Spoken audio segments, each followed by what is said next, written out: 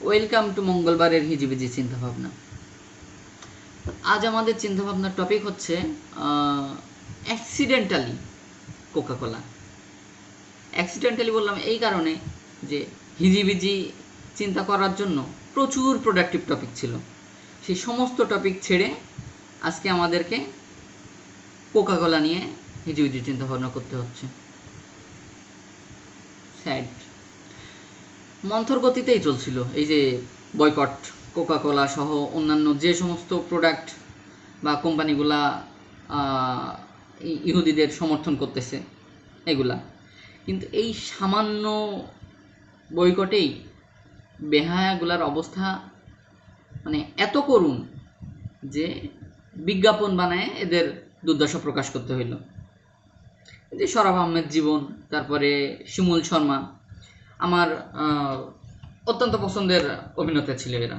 এদের অভিনয়গুলোও আসলে যথেষ্ট ভালো ছিল। এরা বাঙালির মনে জায়গা করে নিছিল এবং দিন শেষে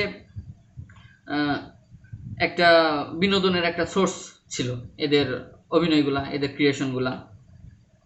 এখন কোকাকোলা তো উল্টা বাস খাচ্ছেই, সাথে এই অভিনেতাগুলাও বাস খাচ্ছে।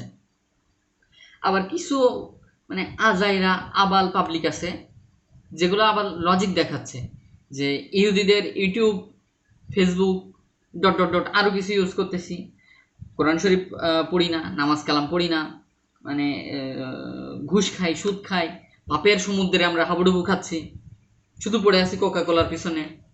অবাক লাগে এদের মানে মূর্খতা এমন পর্যায়ে। এদের যদি সামান্যতম কমন সেন্স থাকতো তাইলে এই আজারে টাইপের লজিকগুলো দেখাইতে পারতো না।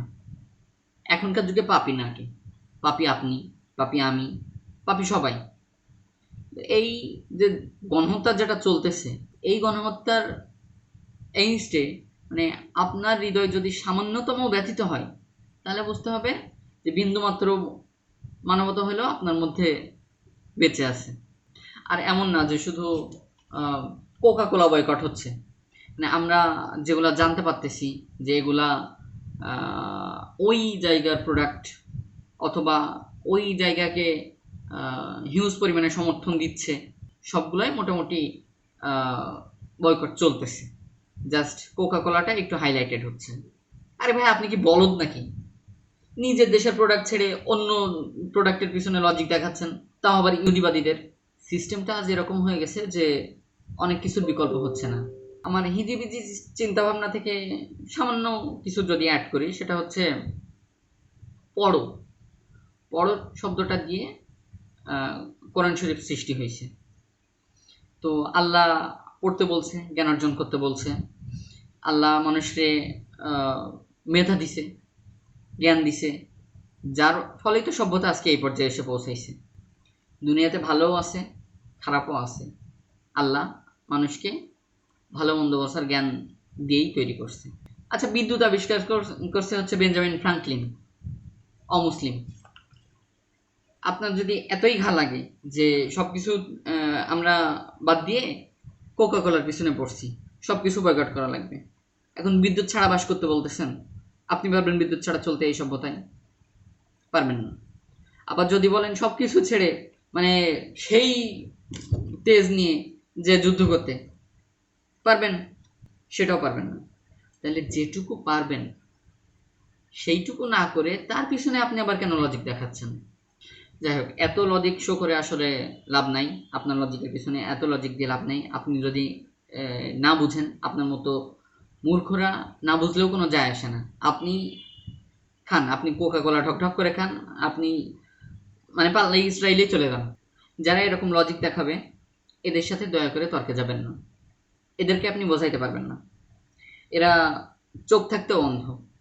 এদের সাথে কথায় কথায় যদি উঠে আসে, দু একটা কথাই শেষ করে দিবেন। যদি না মানে কি বলে না বুঝে, কোনো দরকার নাই ওদের বোঝানোর। তোমার হিসাব তোমার কাছে, আমার হিসাব আমার কাছে, একটা কথা বলেই বের হয়ে আসবেন। এদের মতো মূর্খরা মানে এগুলো না করলেও কোনো যায় আসে না। এরা যা পারে করুক, এরা কোকাকোলা দিয়ে গোসল করুক, যা ইচ্ছা তাই করুক। আচ্ছা, কোল্ড ড্রিঙ্কস খাওয়াই লাগবে? রোনালদোরে দেখেন নাই, কোকা কোলা সাইডে রেখে মিনারেল ড্রিঙ্ক সাজেস্ট করছে এমনি, সে কি বয়কট হিসেবে কোকা কোলা সাইডে রাখছিল? না, সে একজন স্বাস্থ্য সচেতন। কোল্ড ড্রিঙ্কসের কত পরিমাণে ব্যাড ইফেক্ট আছে, obesity, diabetes, dental problem, liver problem, kidney problem, আরও কত কত কত। যদিও আমরা শুনে অস্বাস্থ্যকর জিনিসপত্র খাই। যাই হোক, চা চোখে পড়ে না আপনাদের? হ্যাঁ, 5 বেলা চা খাবেন? তাহলে একটু বেশি হয়ে যায়। 5 বেলা দরকার নাই, এসব কোল্ড ড্রিঙ্কস ফিলিংস বাদ দিয়ে চিনি ছাড়া চা খান। আর যদি এতই কোল্ড ড্রিঙ্কস খাইতে ইচ্ছা করে, তাহলে দেশিগুলোর মধ্যে যেগুলোর একটু টেস্ট ভালো এগুলা খুঁজে নিয়ে এগুলা খান না। দেশি প্রোডাক্টের করেন, প্রমোট করেন, দেশি প্রোডাক্ট ইউজ করেন। আপনাদের জন্য আজকে দেশের অবস্থা, মেজাজটাই গরম হয়ে যায়।